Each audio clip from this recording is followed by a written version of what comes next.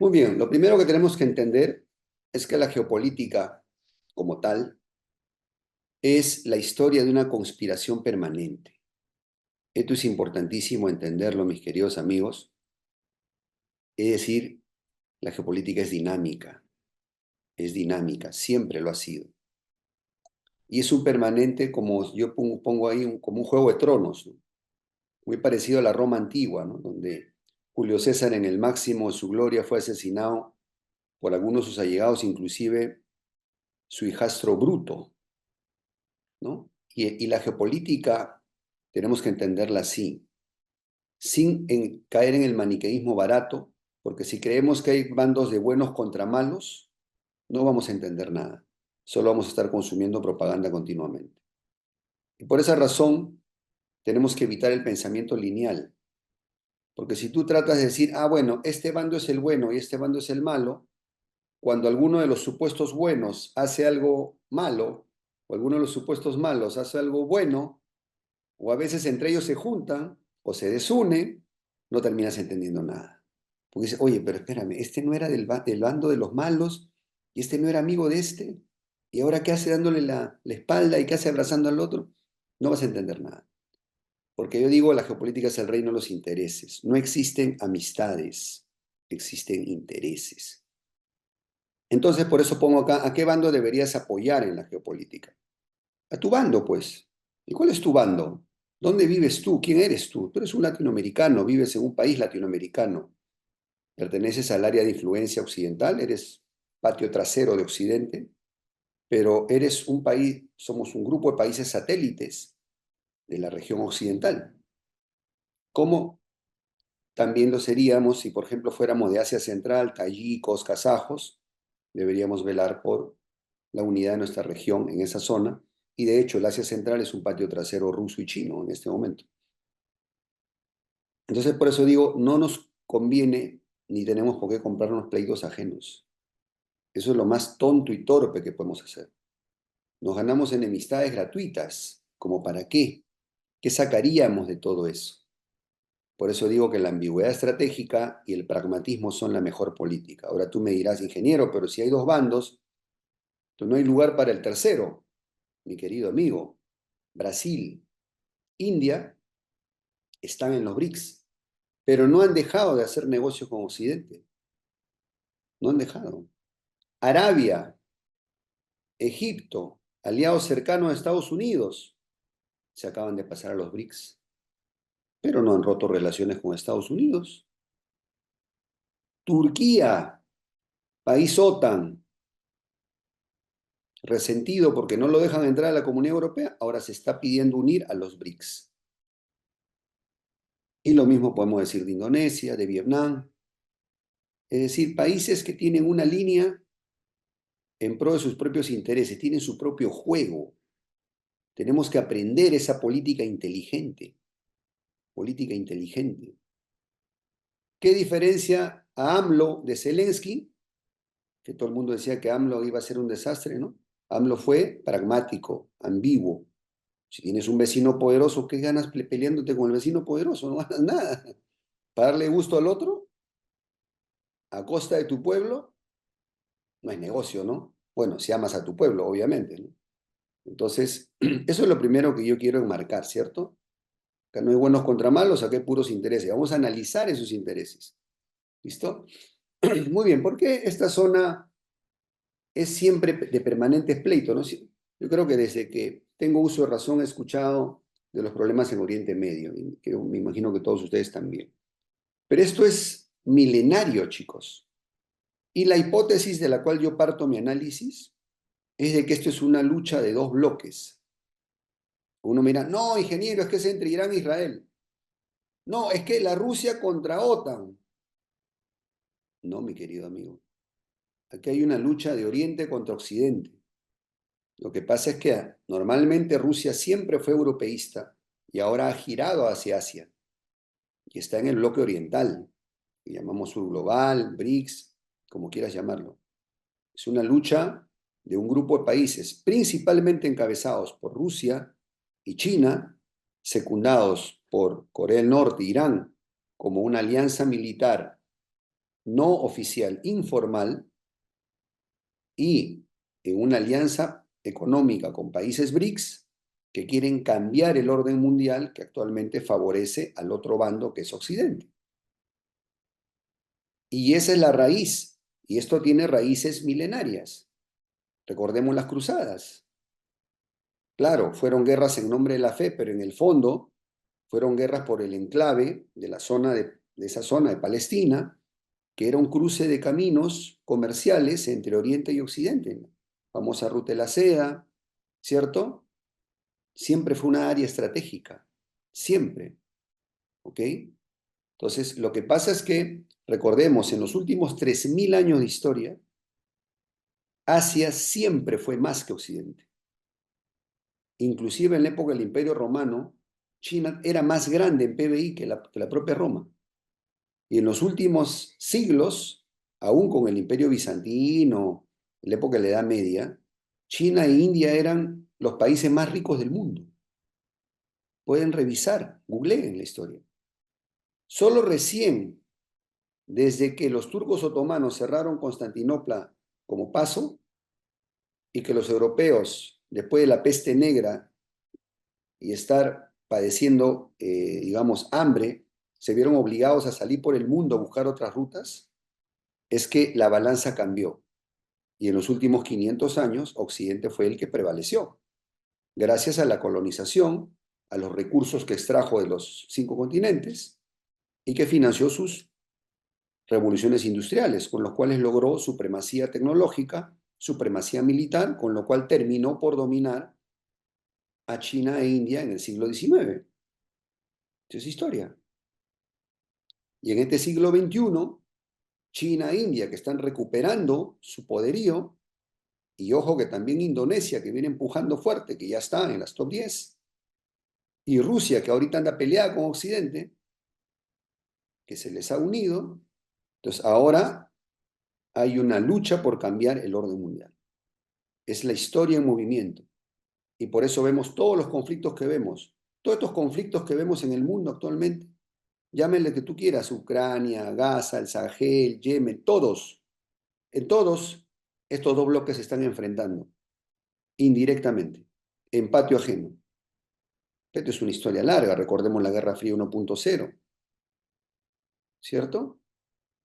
Guerra de Vietnam, guerra de Corea, guerra de Afganistán, las guerras que tuvimos en Latinoamérica, de la guerrilla contra los paramilitares de derecha. Entonces, esa es la premisa de la cual yo parto mi análisis. Muy bien. Y yendo un poquito más cerca ahora, al siglo XX, ¿dónde viene el origen del problema específicamente en la zona de Palestina?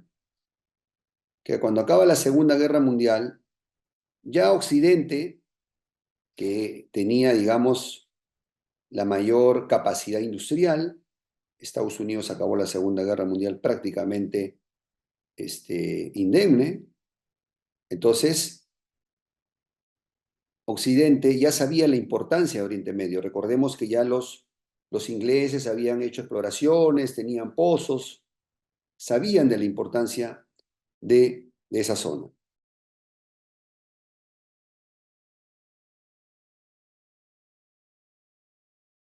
Entonces, sabían de la existencia de petróleo, riquezas energéticas. Recordemos que Rockefeller a inicio del siglo XX ya estaba con sus compañías, ¿no?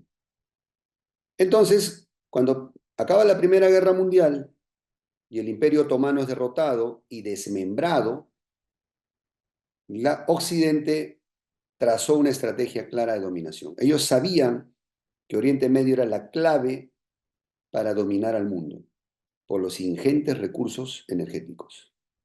Y por lo tanto decidieron balcanizar, dividir, trazaron fronteras ahí, digamos, arbitrarias, ¿cierto?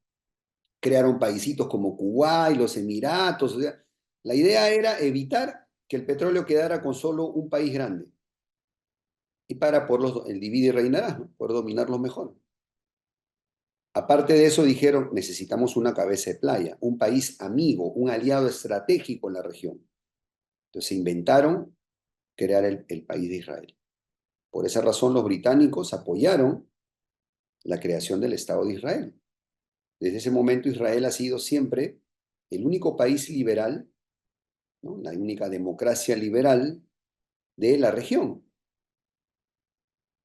¿Para qué? Para que Estados Unidos y Occidente tengan presencia militar directa en la zona, ¿cierto? Una especie de digamos, base militar gigante, ¿ok? Y esto va amarrado también con la generación del petrodólar en los 70. Cuando Estados Unidos se sale del patrón oro, Estados Unidos necesita apalancar al dólar en otro esquema y se sacan de la manga, hay que admitirlo, la genialidad estratégica de la gente de Kissinger, que se les ocurre hacer esta alianza con Arabia Saudita, mayor productor mundial de petróleo, para que exija que todos sus clientes, cuando le compren su petróleo, tengan que pagar en dólares. Y esto generó al petrodólar y entonces cerró el cerco. ¿Y la Unión Soviética dónde estaba? La Unión Soviética dormía en sus laureles. La Unión Soviética tuvo logros interesantes, ¿no?, en el ramo científico, carrera espacial, etcétera, etcétera. Muy buenos. Pero fueron tremendamente descuidados en el tema informático y en el tema financiero. Y ese es el error que cometió la Unión Soviética. Recordemos que durante la Guerra de los 6 días y la Guerra de Yom Kippur, si bien es cierto, los países árabes tenían armas rusas, pero Rusia no participó activamente, la Unión Soviética, apoyando a los países árabes como sí lo hizo Estados Unidos apoyando a Israel. Y eso inclinó la balanza. Inclinó la balanza. Es decir, la Unión Soviética estaba ambigua, pues. No se decidía, porque si la Unión Soviética hubiera bloqueado la creación de Israel en ese momento y hubiera apoyado realmente a Arabia Saudita para que no necesite la protección de Estados Unidos, la Unión Soviética probablemente hubiera salvado su colapso. Pero, pues, carrera armamentista, finanzas descuidadas, receta para el desastre, ¿no? El resto es historia. La Unión Soviética sucumbe a la competencia en la Guerra Fría, ¿no? Y hay que admitir, esto fue una jugada genial, que les funcionó muy bien a Occidente hasta los 90. Luego llega a los 90, mundo unipolar, pues obviamente Estados Unidos, más empoderado que nunca, dijo, pues es hora de aplicar mi ley. Entonces vamos a terminar de dominar toda esta zona. Y sometieron al único rebelde en ese momento, no, bueno, no el único, ¿no?, pero el principal rebelde, ¿no?, Saddam. Recordemos que Saddam fue creación de Estados Unidos para atacar al Irán de los ayatolas cuando empezó la Revolución Islámica. Recordemos la guerra de Irán-Irak. Estados Unidos arma a Saddam, pero luego Saddam se les voltea, ¿cierto? Probablemente tenía también contactos rusos, ¿no? Recordemos los misiles Scud rusos que tenía Saddam. El asunto es que Estados Unidos se decide en los 90 a decir, bueno, yo voy a dominar esto por las buenas o por las malas. Con pretextos ciertos o falsos, se mete a Irak, recupera Kuwait, y a partir de ahí empieza toda una escalada bélica, ¿no?, que no paró. Lógicamente, la Unión Soviética había colapsado, no tenía cómo apoyar a sus aliados de la región, no tenía cómo contestar en ese momento. Estados Unidos puede avanzar, ¿no? Digamos, blinda a Israel con una cúpula de hierro. Los árabes resentidos de Al Qaeda, que también fueron armados y entrenados por Estados Unidos en su momento, por la CIA, planean un ataque, el famoso 11S, para destruir la imagen de invulnerabilidad de Estados Unidos. Algunos dicen, hay teorías de la conspiración para todos los gustos, ¿no? Yo personalmente me atengo más a esta, porque veo difícil que Estados Unidos, con todo el prestigio militar que tenía en 2001, simplemente se autoataque y destruya su propia imagen, ¿no?, de invencibilidad para justificar una guerra que de todas maneras, una guerra contra el terrorismo que de todas maneras podría haberla desatado aún sin ese pretexto. Yo por lo menos por lógica me apego más a esto, ¿ok? Se les salieron de control estos tipos de Al-Qaeda, probablemente tuvieron también apoyo logístico ruso por lo bajo, porque acuérdense, esto es una guerra de dos bandos. Acá no hay lobos solitarios. esa teoría de los lobos solitarios, el loquito que mató a Kennedy, el loquito que le disparó a no sé quién, eso de los loquitos solitarios no existe. Siempre hay por detrás toda una mano logística, todo un grupo contrario que obviamente ejecuta, ¿no? Obviamente así funciona esto. Entonces, la guerra contra el terror que desató Estados Unidos en 2001 lo llevó pues a terminar de ocupar Irak, terminar de ocupar Afganistán, luego Libia, luego Siria. Entonces, eso lleva a Estados Unidos, en su afán de controlar toda esta zona, a un excesivo gasto militar. O sea, el presupuesto militar estadounidense se dispara. Pero recordemos que todo eso era posible gracias al petrodólar, porque Estados Unidos puede imprimir dinero a diferencia de otros países. O sea, puede imprimir dinero que es bien recibido por otros países, ¿no? Porque pues que alguien imprima su moneda va a ser difícil que otro país te la acepte. Digamos que el patrón, el petrodólar se volvió al dólar una moneda de refugio, ¿no? De valor refugio. Entonces, eso permitía financiar todas estas guerras, ¿no? Hasta que llega la crisis del 2008. No hay lonche gratis, dicen, desayuno gratis, dicen los gringos. Bueno, efectivamente eso pasa. En el otro lado del grupo, del, de, estos, de esta historia, en el otro bloque, ¿qué pasa en el siglo XXI? Mientras Estados Unidos arremete, tratando de controlar toda esa zona, Rusia empieza a resurgir. De la mano de Putin se vuelve un gran exportador de energía, ¿no? Empiezan a hacer una serie de alianzas comerciales, sobre todo con Europa, con Alemania. El canciller alemán anterior, Angela Merkel, me parece que era Gerhard Schröder. Con él hacen sendos tratados. De hecho, de esa época nace el Nord Stream 1. Y Rusia se vuelve el principal proveedor gasístico de Europa, lo cual permite, sobre todo a Alemania, ampliar su capacidad industrial y convertirse en esos años, los 2000, en la principal potencia exportadora del mundo, por encima de Estados Unidos y cualquier otra potencia, Alemania. Por otro lado, China, que desde los 80 había hecho una alianza con Estados Unidos, otra genialidad de Kissinger, que logra dividir a la URSS de China, ¿no? Y bueno, para dividirlos hicieron un tratado, imagínate, ahí ven el pragmatismo en acción, ¿eh? ¿Qué puede ser más antinatura que Mao y Nixon dándose la mano?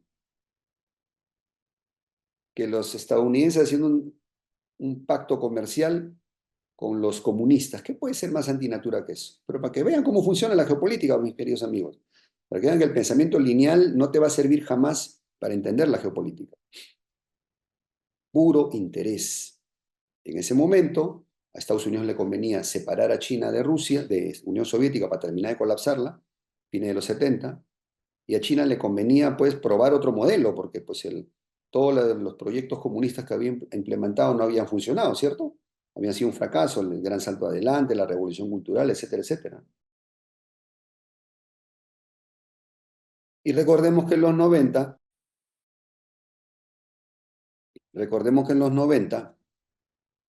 empieza la globalización, ¿no? Mundo unipolar, globalización, Occidente lleva sus fábricas al tercer mundo, sobre todo a China, en busca del chino barato, pues, ¿no?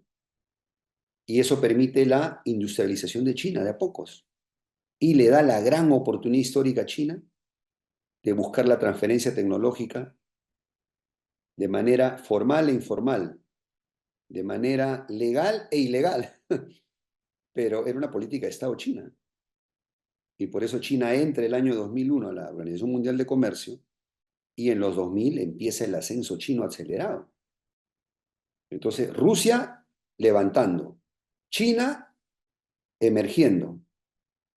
Entonces ahí tienes como que el bloque oriental empezó a reactivarse de nuevo, ¿no? La India también empezó a crecer.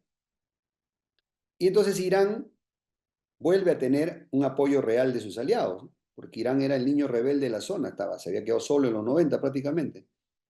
Y entonces Irán traza la estrategia de armar proxies Proxies en la terminología, en la nomenclatura geopolítica es una especie de, digamos, actores indirectos. Son unos actores indirectos que me permiten a mí indirectamente atacar a otra potencia sin tener que enfrentarla directamente, ¿no? Entonces, Irán empieza a apoyar a las milicias islámicas, sobre todo en Palestina, ¿ok? Pero no solo en Palestina, también en Líbano, en Siria, en las zonas fronterizas a Israel, porque Irán y aliados sabían que la base del poder de Estados Unidos es el petrodólar y el poder militar de Israel en la región, que es el garante para que nadie se le voltee en el esquema del petrodólar. ¿No? Estados Unidos como decir, mira, ok, somos amigos, tienes mi protección, pero si te portas mal, recuerda que estoy aquí al lado, en tu vecino. Entonces, así funciona la cosa. ¿Ok? Entonces Irán empieza a armar ahí a sus proxies para empezar a desestabilizar a Israel, no dejarlo en paz, pues. ¿Ok? Porque esos proxies están apoyados por Irán. Entonces, es como que Oriente busca la revancha, ¿no? Porque ya se siente más empoderado, ¿no? Empieza a tener más recursos. Hasta que llegamos a los años 2010. ¿Qué pasa en los 2010? Después de la crisis del 2008, recordemos la terrible crisis de la hipoteca subprime en Estados Unidos que se expandió por el mundo entero. Eso yo creo que fue el colapso financiero de Occidente. Es decir, este esquema piramidal, Ponzi, que de alguna manera es la emisión de petrodólares y de deuda infinita y de economía financiarizada, llegó a su tope el 2008. No es más sostenible eso. Y a partir de ese 2008 es que China también se da cuenta que ya no es posible sostener, digamos, sobrellevar el statu quo. Se tiene que cambiar. ¿Qué pasa después del 2008? El Brexit, ¿no? 2016, por ahí. ¿Qué pasa después del Brexit? Que es un poco síntoma de esa crisis. Bueno, Gran Bretaña se va de Europa justamente porque pues, ya no le sale a cuenta, ¿no? Estar ahí en la eurozona. Pandemia 2020. Y otro golpe mortal a la economía occidental, donde se dieron cuenta más que nunca que se habían desindustrializado, ¿ok? En esa década de soberbia que pasó en el mundo unipolar de los 90.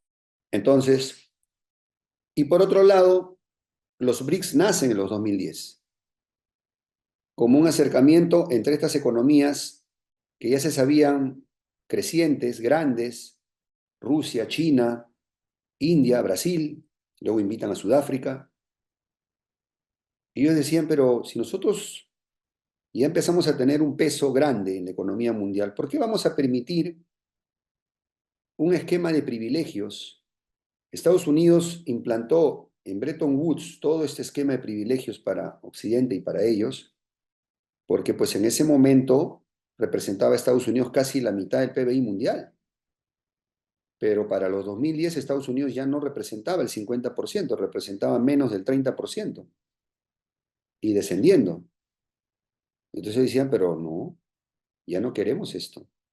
Y entonces empieza la competencia BRICS G7. Y luego Rusia, que ya había, gracias a sus recursos energéticos, sus exportaciones, modernizado sus fuerzas armadas y había envuelto a la palestra, interviniendo en Georgia, interviniendo en Ucrania, recordemos Crimea, interviniendo en Siria para sostener a su aliado y no perder su base de Tartus en el Mediterráneo Oriental. Entonces, el problema ucraniano, que ya era como una línea roja para Rusia, decir, bueno, es que la OTAN ya esto es demasiado, ya poco más se va hasta mi sala, era como, hasta aquí llegaste, ¿no? Ya, basta. O sea, avanzaste mientras yo estaba débil, ahora que tengo los recursos, pues ahí no más, mi amigo. Entonces, Rusia, yo recuerdo claramente, antes del día de la invasión a Ucrania, unas semanas antes, salen a declarar Putin y Xi Jinping que Rusia y China tienen un tratado de amistad sin límites. Eso te dice demasiado, ¿no? Pues los gestos en geopolítica son importantes. Y entonces, Rusia, al saberse con las espaldas cubiertas, porque era importante el apoyo chino, porque gracias a China, Rusia jamás iba a estar bloqueada. No iba a poder estar bloqueada. Por la tremenda frontera terrestre que tienen, por los tremendos recursos que tienen. Rusia tiene los recursos energéticos, China tiene la fuerza industrial, la fuerza logística, la fuerza económica, comercial. Imposible. Tienes tremendo aliado de tu parte, no hay manera de perder. Y ahí Putin se decide a invadir Ucrania a resolver ese problema. Porque recordemos que la Unión Soviética en su mejor momento llegó a tener 300 millones de habitantes. 300 millones de habitantes. Y más o menos, si no estoy equivocado, alrededor de 20, 21 millones de kilómetros cuadrados. La Unión Soviética. Cuando se desintegra, Rusia pierde unos 5 millones de kilómetros cuadrados, baja como a 17, que están actualmente 17 millones. Sigue siendo grande, pero lo más importante, pierde la mitad de la población. Rusia, la Unión Soviética, 300, Rusia cae a 150 millones. Y la demografía es poder, mi querido amigo. No en vano las grandes potencias mundiales tienen grandes poblaciones, pues, a pesar de que nos hacen creer lo contrario. ¿Ok? Entonces, Rusia sabe y sabía que si no recupera Ucrania, no va a poder volver a competir contra China ni contra Estados Unidos. No va a poder, sola no, sola no. Por eso Ucrania es importante para Rusia. Por no solo los recursos minerales, las riquezas, las tierras de Ucrania, sino además porque en Ucrania vivían 50 millones de ex soviéticos. Tú imagínate anexarte a Ucrania, pues, te ponen 200 millones, más todas las riquezas ucranianas. O sea, Rusia tendría con qué competirle, inclusive a China, en las décadas siguientes. Por esa razón, además de impedir que sus enemigos pongan bases más cercanas a su frontera. Ahora, ¿por qué la OTAN se decide a arruinarle el plan a Rusia? ¿Por qué la OTAN decide intervenir como sea para evitar que Ucrania caiga? Porque esa es la lógica geopolítica que siempre hay entre los rivales. Buscan desgastarse. Si no nos olvidemos, la guerra de Corea fue eso, ¿no? No primero atacó el norte, apoyado por los comunistas, hacia el sur, luego los del sur contestan, apoyados por Estados Unidos. Cuando casi llegan a la frontera china, China se involucra, manda millones de soldados y ¡boom! El contraataque, la contraofensiva y se queda en el paralelo 78, ¿cierto? ¿Qué fue la guerra de Vietnam? ¿No fue una guerra de desgaste de los comunistas contra Estados Unidos? ¿Qué fue la guerra de Afganistán? ¿No fue una guerra de desgaste de los Estados Unidos contra los soviéticos? O sea, esta lógica siempre está. Entonces, no nos sorprenda pues que Estados Unidos, Occidente, no le iban a regalar a Rusia pues toda Ucrania, como digamos Rusia les ganó por sorpresa a Crimea, ¿no? O sea, ya era como que ya estaban los occidentales preparados, ¿no? Prepararon durante el 2014 al 2022 8 años a Ucrania para esta guerra, ¿no? Entonces, estaba pensada como una guerra de desgaste. ¿Por qué? Lo que quería Occidente era que Ucrania fuera la segunda Afganistán para Rusia. Que así como después de la guerra de Afganistán, la Unión Soviética colapsó, después de esta guerra con Ucrania, Rusia tendría que colapsar. Y era un rival menos, entonces ya solo quedaba China, ¿no? Ahora sí nos vamos todos contra China, o la sometemos. Entonces, ese era el plan, ese era el plan. ¿Ok? Ahora, como Estados Unidos, Occidente, concentraron todo el apoyo en Ucrania, ¿qué tienes que hacer cuando el enemigo está atacándote por la izquierda? Abre un frente por la derecha. Entonces, a partir de ahí, como Rusia dice, bueno, necesito que Estados Unidos se distraiga. Ahora, ¿dónde yo lo desgasto? ¿Qué es lo más importante que tiene Estados Unidos? Que fue lo que mencioné hace un rato. Oriente Medio, Israel. ¿Qué puede ser la línea roja más importante para Estados Unidos si no es Israel? Entonces, oh sorpresa, empieza la guerra en Gaza, ¿no? El año pasado, ¿cierto? Entonces, así vamos. Y así como la OTAN ha utilizado a Ucrania para burlarse de las líneas rojas de Rusia, ¿cierto? Todos recordamos que, jaja, o sea, ya no hay respeto, le mandamos los mejores tanques contra Rusia, le mandamos los HIMARS, le mandamos ahora, le hundimos un buque, o sea, ya no hay, ¿no? Líneas. Ahora le mandan misiles a Ucrania para que ataque también a Rusia. Ahora lo más atrevido fue, no, ahora que Ucrania invada Rusia, ¿no? Ya el territorio ruso, ¿no? ¿Y cómo contesta Rusia? Bueno, pues ahora tendré que armar a mi aliado, Irán, para que ataque a tu protegido, ¿no? Tu línea roja.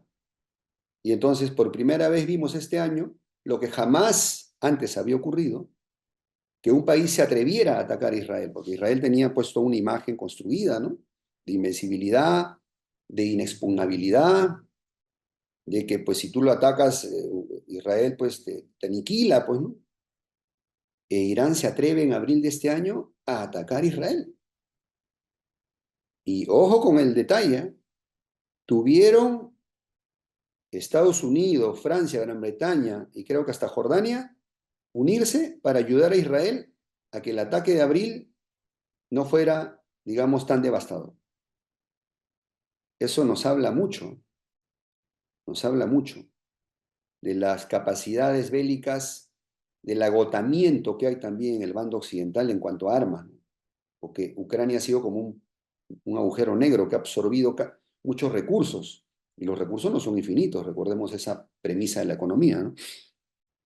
Entonces, entonces, ahora, Irán, ¿de dónde apareció con armas hipersónicas? Se supone que era una tecnología. Hace un par de años salió Putin en una entrevista diciendo, disponemos de unas armas que no tienen análogos en el mundo, somos los únicos con armas hipersónicas. Y ahora resulta que Irán tiene Al-Fateh, un arma hipersónica con el cual penetró el domo de hierro. Ahora, ¿de dónde lo sacó Irán? O sea, sí, yo sé que los persas son capaces, por favor, ¿no? Como que Ucrania diga, sí, es que yo estoy desarrollando misiles Storm Shadow, ¿no? Pues esos obviamente son misiles que se los traen los ingleses, los estadounidenses, ¿no? O sea, hablemos las cosas claras, ¿no? Entonces, esos son mensajes. Rusia dice, tú no respetas mi línea roja, yo no respeto tu línea roja. Y tienes ahí a los hutíes que han bloqueado el Mar Rojo. O sea, ¿qué puede ser más humillante para la Armada estadounidense, la poderosa US Navy, que un grupo de guerrilleros, unos rebeldes ahí en el estrecho de Bab el-Mandeb, te están bloqueando? ¿Dónde está el poderío estadounidense, no? Y hace rato deberían estar los marines ahí invadiendo, ocupando esa zona. No lo han hecho. Y no lo han hecho no porque no han querido. No pueden, pues. No pueden. La cosa está complicada, ¿eh? ¿Y quién arma los hutíes? ¿Quién arma toda esa zona? ¿Quién arma Irán? ¿Quién arma los hutíes? Todo eso viene tecnología rusa o armas rusas directamente. Instructores rusos. Porque así está. Es una lucha de bloques. Por eso digo, acá no hay, ay, que la víctima, no, no. Acá se están dando con todos los dos bloques. Y los Wagner rusos, los mercenarios rusos, están en el Sahel africano, digamos, luchando contra los militares estadounidenses, franceses de esa zona. Los han sacado de Níger, de Chad, zonas riquísimas en minerales. Es todo una, digamos, una olla de grillos toda esa zona. Es una zona de, por eso digo, de conflictos proxies entre, entre estos rivales. Entonces recordemos, ¿no? Pero el objetivo final de todo esto es el cambio del orden mundial. Que este orden del petrodólar sea sustituido por otro orden donde los intereses de China, Rusia, etcétera, sean tomados en cuenta y ellos tengan una proporción del pastel de poder acorde a sus capacidades y su tamaño. Eso es lo que se está buscando. O sea, tampoco nos comamos el cuento de que son enemigos a muerte y no se van a poder volver a hablar. Eso no ocurre. Eso no es así.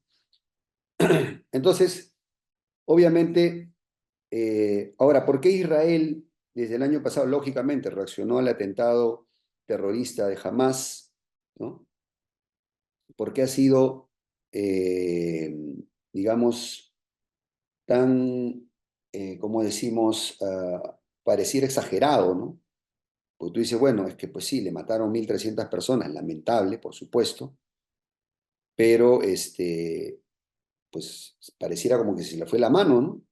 Se está, pero atacando por todos lados. ¿Pero por qué? ¿Por las víctimas? Eso fue, digamos, la causa inicial, ¿no?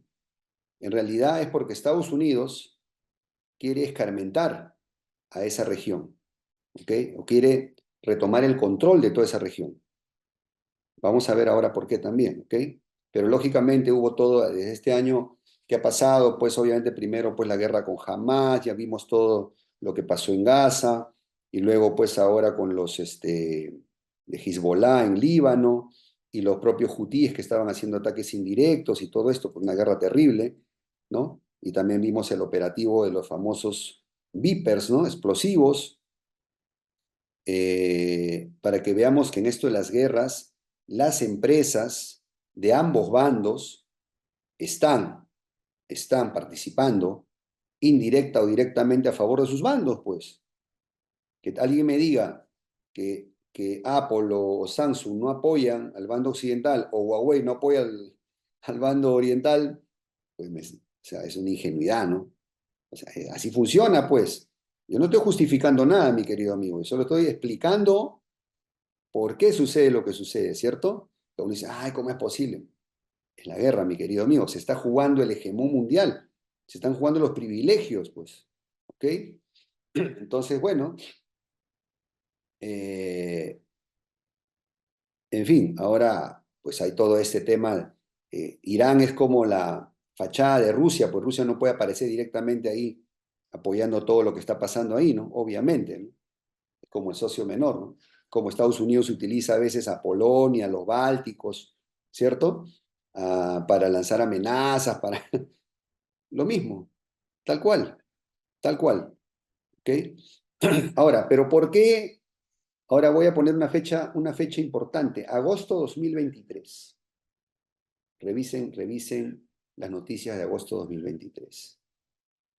Noticia bomba. Los BRICS se amplían e incluyen a Etiopía, un país donde China tiene muchas inversiones. Egipto, ojo, Egipto, antiguo aliado clave de Estados Unidos. Emiratos Árabes Unidos, potencia energética. Irán, bueno, no es sorpresa, ¿no? Que Irán se una a los BRICS. Y la bomba, Arabia Saudita en los BRICS.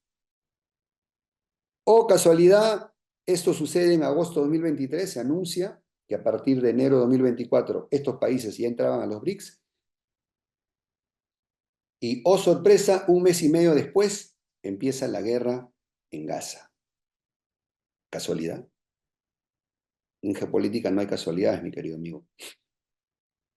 Junio de este año, Arabia decide no renovar el acuerdo que dio origen al petrodólar, donde intercambiaron protección militar estadounidense a Arabia, a cambio de que Arabia exigiera a sus clientes comprar en dólares. Entonces, Arabia se cambia de bando prácticamente, ¿no? Pero lo hace de una manera indirecta, ¿no? O sea, no tampoco tan. Junio de 2024, Arabia decide no renovar acuerdo petrodólar y se pasa al bando oriental. Y Estados Unidos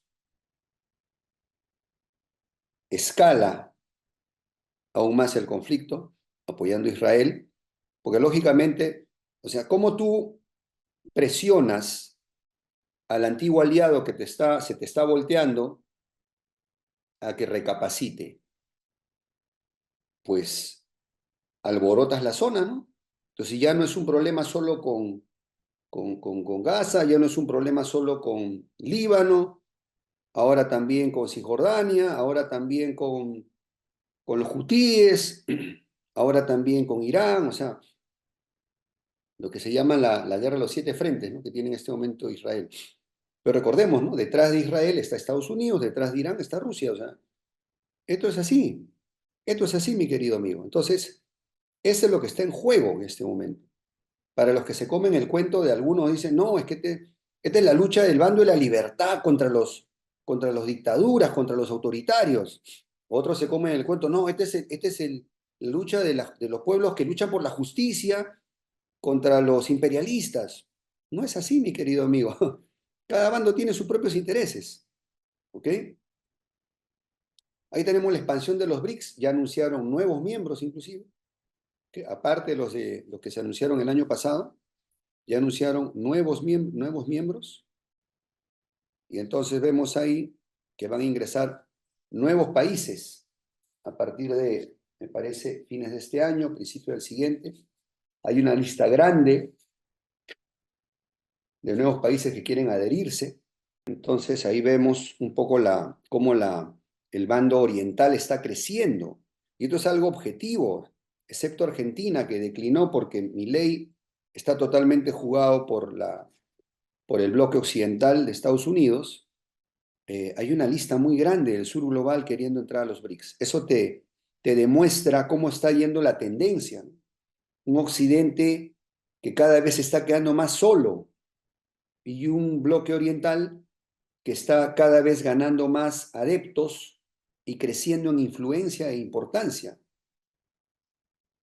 De hecho, en este momento ya los BRICS superan el tamaño económico del G7,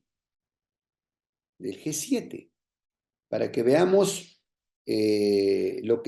digamos, el origen de todos estos enfrentamientos. Ahora, las guerras se acaban o se hacen pausas o se hacen armisticios cuando los costos superan los beneficios esperados. ¿Ok? Otro punto importante a recordar, todo cambio de hegemón en el orden mundial siempre ha sido a través de guerras. Recordemos, cuando cae España, ¿cierto? Para que caiga España, tuvieron que haber las guerras napoleónicas durante muchos años. España inclusive fue invadida por Napoleón, fue ocupada por Napoleón. Y las guerras de independencia latinoamericanas. Todo eso costó para que España sucumbiera como poder mundial y ascendiera el Imperio Británico.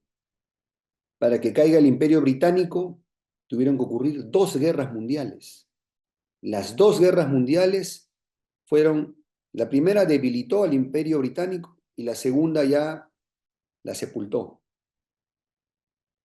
Y emergieron Estados Unidos y la Unión Soviética.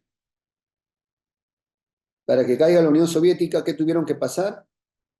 Las guerras de Vietnam y Afganistán y todos los conflictos de la guerra que trajo la Guerra Fría a lo largo del mundo. ¿Cierto? Y ahora, para que caiga Occidente o ceda su poder, tienen que haber todas estas guerras. O sea, esa es la lógica de siempre la geopolítica. Lamentablemente, ¿no? Yo no lo estoy justificando, repito, estoy explicando lo que ocurre. ¿Listo? Por eso vemos todas las guerras que vemos. Y en todas las guerras no solo hay componentes económicos, hay ideología, hay odios personales y hay intereses geopolíticos. Todo eso, y además tampoco es que los presidentes, Putin tenga todo el poder de decisión, Xi Jinping, todo, Biden, no. Detrás de cada presidente hay un grupo de personas que representan intereses de diversos sectores de ese país, lobbies poderosos, y de la sumatoria de esas fuerzas, la resultante es la decisión que se toma, ¿no? Hacia un lado u otro, seguir la guerra o no seguir la guerra. No se hace por causas humanitarias, rara vez. Las causas humanitarias son las últimas en la lista. Básicamente es los objetivos que se buscan, ¿no? Cuando los costos superan a esos beneficios que se suelen esperar de la guerra, entonces bueno, ya estuvo bueno, pausa, tregua, armisticio, un tratado, bueno, ahora sí negociemos. Occidente y Oriente están pulseando su poder, pero no se van a autodestruir, no son tontos, pues. O sea, no vamos a llegar a ver, pues, no sé, para Rusia y Estados Unidos atacándose mutuamente con misiles nucleares para autodestruirse, para que salga luego como nuevo hegemón un tercero que no participó. No los creo tan tontos, ¿no? Lo que ellos van a seguir haciendo es lo que siempre han hecho en las guerras frías por la presencia de las armas nucleares, ¿no? Las guerras proxies. En las guerras proxies son donde se determina. El bloque oriental está buscando que Occidente tenga su nuevo Vietnam. Y el bloque occidental está esperando que Oriente, Rusia, tenga su nuevo Afganistán. Y en eso andan. Y obviamente ahorita se están peleando en estos países, pero esto es itinerante, o sea, puede pasar en otros lugares también. Recordemos los problemas que hay en el estrecho de Taiwán. Recordemos los problemas en la península coreana. Y recordemos que en Latinoamérica también ha habido, recordemos que antes de pandemia, si mal no recuerdo, 2018, por ahí, hubo un amago, ¿no? De que Estados Unidos iba a invadir Venezuela. ¿Qué pasó? Los rusos le venden los S-300 a los venezolanos. Entonces, sube el costo de la invasión, Estados Unidos dice, ya como que lo piensa dos veces, ¿no? Y así funciona, mi querido amigo. ¿Ok? Ahora, otro punto importante que yo quería aclarar, que a veces cuando analizamos la geopolítica solemos confundir. No confundir intereses con posiciones. Las posiciones son todo lo que vemos en las cámaras, ¿no? Las actuaciones, los gestos, los discursos, las amenazas, los gritos, las sanciones, las burlas, la propia guerra es una posición. Las escaladas, cruzar líneas rojas, etcétera, etcétera. Todo eso son posiciones, es lo que yo muestro para afuera. Pero lo que mueve, lo que a mí realmente me mueve son mis intereses, que es lo que tú deseas lograr a través de esas posiciones. En otras palabras, las posiciones son los medios y los intereses son el fin. ¿Ok? Entonces, entre los países no se dicen directamente, mira, es que yo, la verdad, quiero esto, ¿no? O me conformaría con esto. Es una negociación siempre de suma cero, o es una negociación distributiva, donde siempre se trata de, yo voy a lograr más a mi favor a costa tuya, ¿no? Y yo de repente con 30 me conformaba, pero voy a pedir 80 para exagerar y luego cuando negociemos ya te hago tu descuento y llego a 40, ¿no? Arriba inclusive de mi mínimo. Y así funciona la geopolítica. Pues a veces algunos se comen las fintas, ¿no? No, es que ya dijeron es que lo voy a aplastar, ¿no? Es que lo vamos a destruir, es que le voy a bombardear. Puro bluff, puro bluff. Eso no, difícilmente va a ocurrir, ¿no? Entonces tenemos que leer entre líneas. ¿Por qué tal país hace lo que hace o dice lo que dice? ¿Qué hay detrás de eso? Para poder entender el comportamiento de los dirigentes o de los países. Por ejemplo, Turquía es pareciera muy indeciso, ¿no? Por momentos pareciera un buen aliado occidental de la OTAN, por momentos se acerca a Rusia. ¿Por qué es así Turquía? A ver, recordemos, Turquía fue el Imperio Otomano, uno de los imperios más grandes que ha habido hasta el siglo XIX. Y hay una nostalgia turca por volver a ser un imperio y recobrar toda esa influencia y poder que tuvo Turquía. Imagínate, Turquía era dueña de todo el Medio Oriente. Si Turquía no hubiera perdido su imperio, ahorita sería quizá hasta más poderoso en recursos que Rusia. Entonces tomemos en cuenta eso, chicos, ¿ok? Y la guerra mediática. ¿Por qué tanta guerra mediática? Hoy en día en redes sociales hay una polarización, no hay puntos medios, o estás conmigo o estás contra mí. Así funciona, maniqueísmo puro. ¿Estás conmigo o estás contra mí? Punto.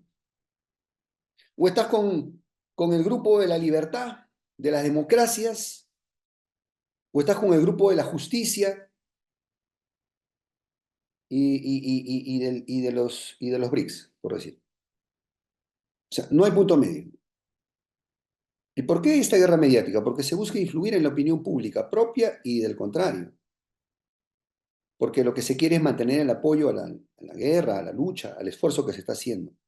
¿Ok? Entonces, así funcionan las cosas.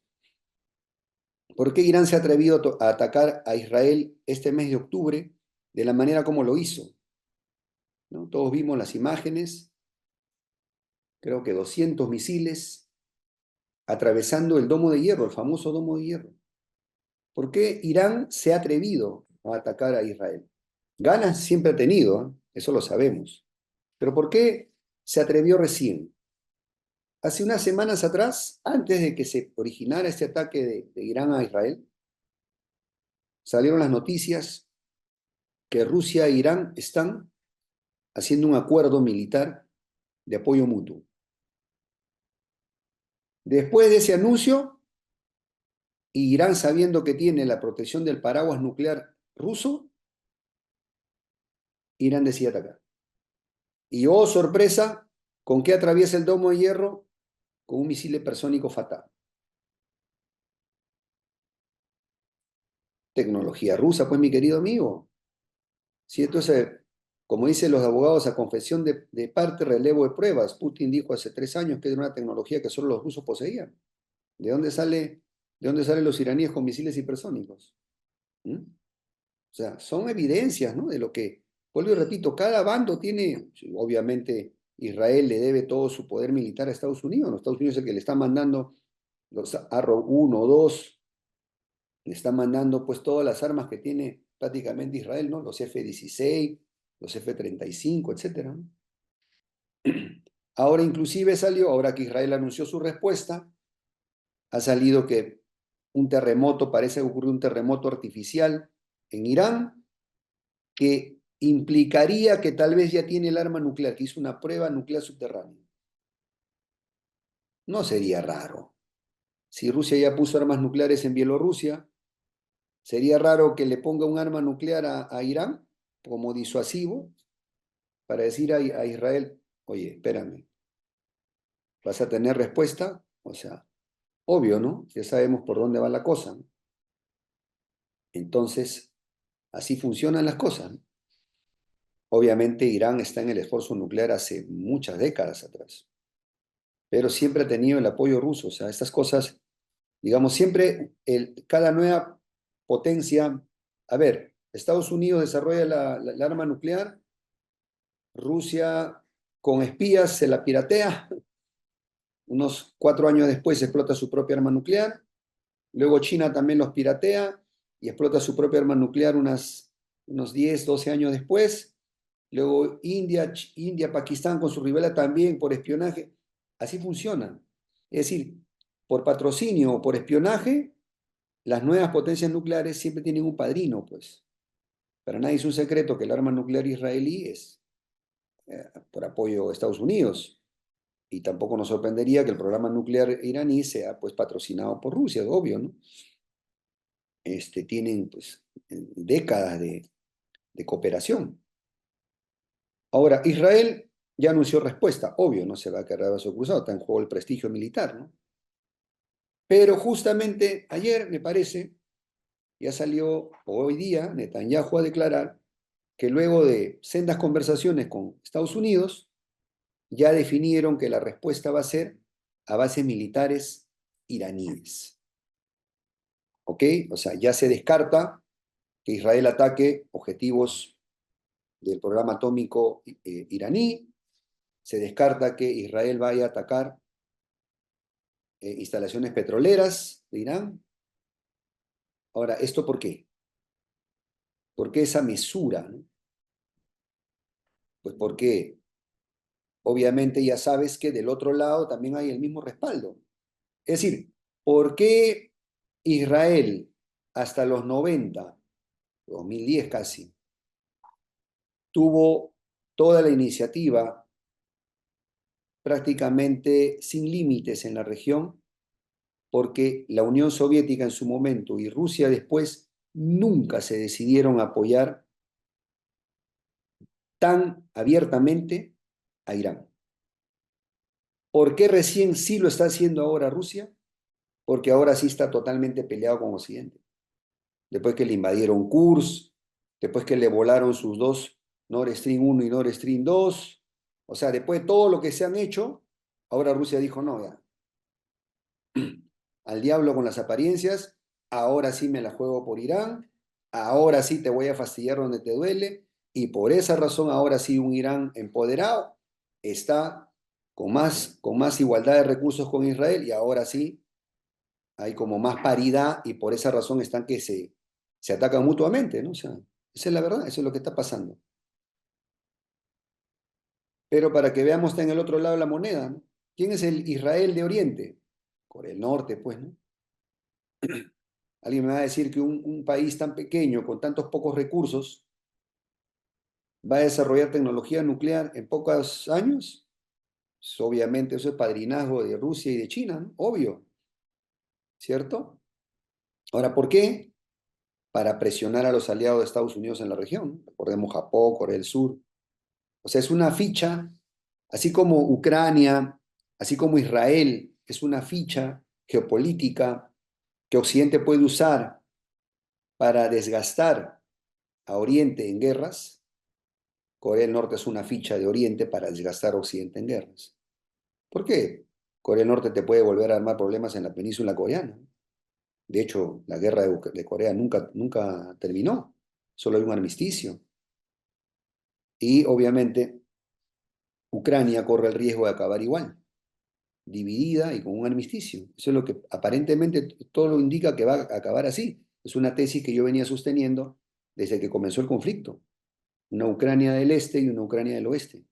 Esto va a ser cómo va a acabar Ucrania, lamentablemente para el pueblo ucraniano, por tener líderes políticos fanáticos que se la jugaron por un bando. Como yo siempre he dicho, ¿qué tenía que hacer Ucrania en el pleito entre Estados Unidos y Rusia? ¿Qué se le perdió ahí? ¿Qué ganó? ¿Qué ha ganado? Ustedes tienen la respuesta, mi querido amigo, está públicamente ahí. Ahora, ¿por qué en este momento hay una guerra de propaganda y polarización en redes? ¿No? Por la búsqueda de aliados. Se quiere no perder el apoyo de los votantes y de los financistas, ¿no? La gente que financia las guerras, pero las guerras cuestan mucho dinero. Hay banqueros, hay instituciones que financian las guerras. Es un gran negocio también, por supuesto. ¿Ok? Entonces los aliados son fundamentales en toda guerra. Recordemos la historia de la OTAN contra el Pacto de Varsovia, ¿cierto? La guerra mediática busca pintarnos al bando propio como el bando ganador, pues, ¿no? O como el bando justo, ¿no? Mi causa es justa. Nosotros somos los buenos, ellos son los malos. Y esto es fundamental para la moral de la propia tropa, para la moral de la propia fuerza productiva, ¿no? Los ciudadanos que tenemos con nuestros impuestos, prácticamente financiamos esos esfuerzos de guerra, ¿no? Y porque nadie quiere estar en un bando perdedor, obviamente, ¿no? Nadie, ¿no? Cuando tú sientes, hueles la derrota, mejor te sales, ¿no? Es una reacción muy humana, ¿cierto? Por eso la polarización en redes, hay puro propagandista en este momento. ¿Cómo te das cuenta que tú estás en un canal propagandista? Cuando ese canal sataniza un bando y santifica al otro. Cuando no hay la capacidad de criticar a los dos bandos. Y yo en esta plática de esta noche les estoy demostrando que el canal que yo lidero es un canal objetivo, porque yo estoy aquí describiendo las cosas sin satanizar ni santificar a ninguno, ni decir que uno tiene la razón y el otro no la tiene, ¿no? Ahora, anda y busca un canal que haga lo que yo estoy haciendo en este momento y vas a ver lo difícil que es encontrarlo. Porque la mayoría de los actuales youtubers o líderes de opinión tienen intereses, pues, ¿no? Viven de los likes, viven de los views, del clickbait, inclusive algunos groseramente están en la nómina, en la planilla de medios de comunicación de un bando.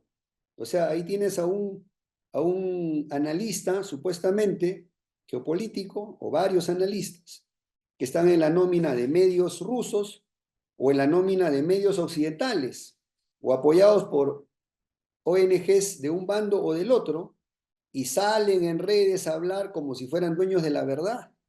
Y curiosamente siempre satanizan a un bando y santifican a su bando.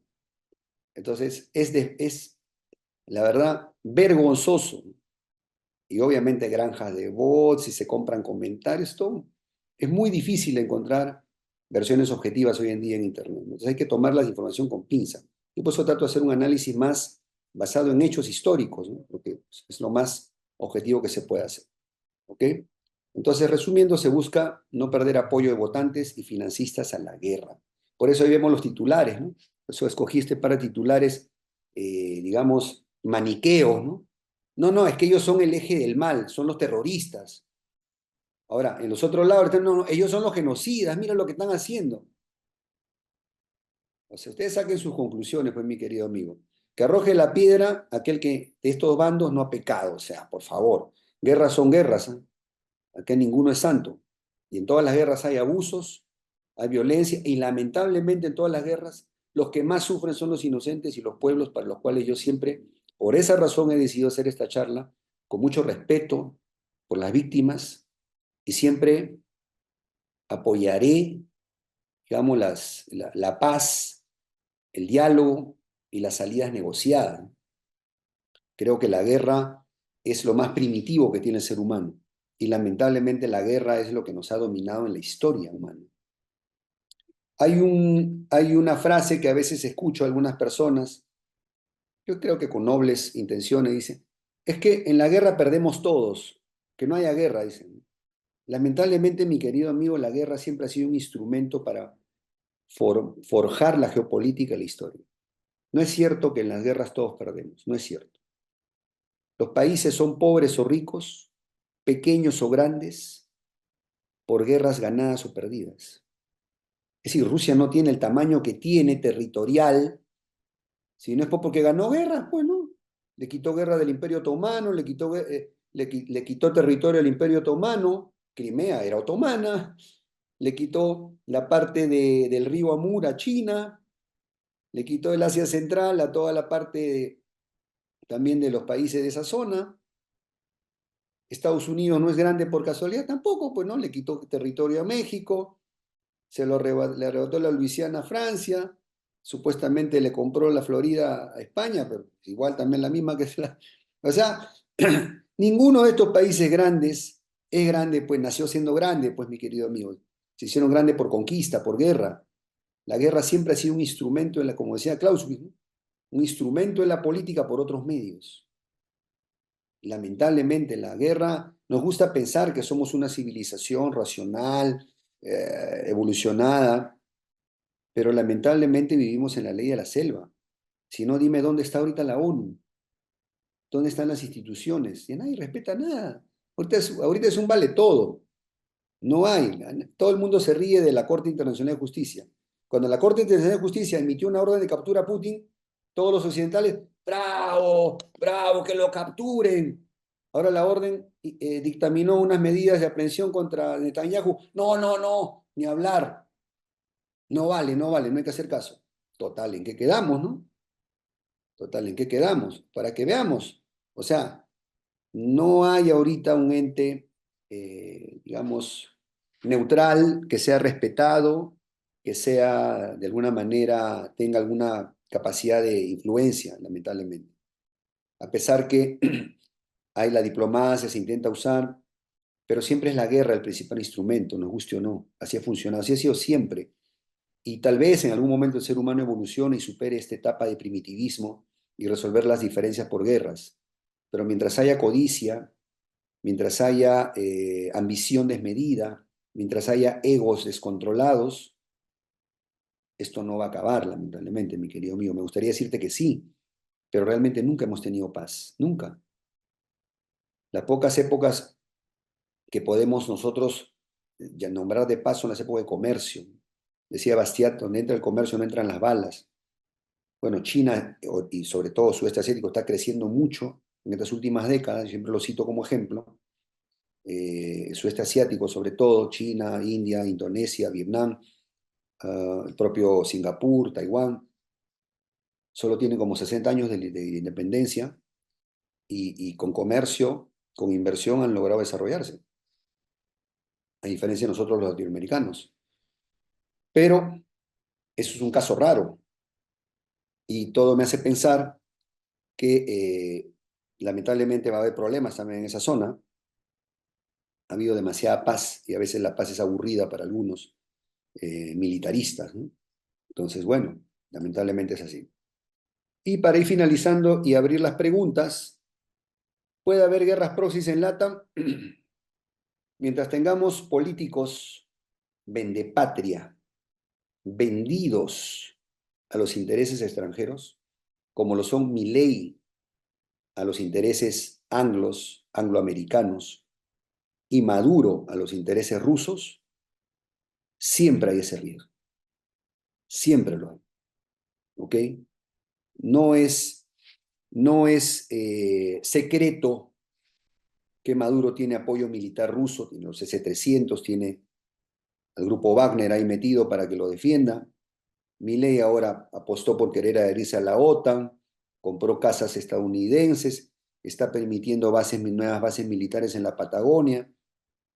Ahí están pintados los dos. Mientras tengamos esa clase de políticos, esa clase de lacayos que solamente ven por sus intereses, Latinoamérica estará en peligro.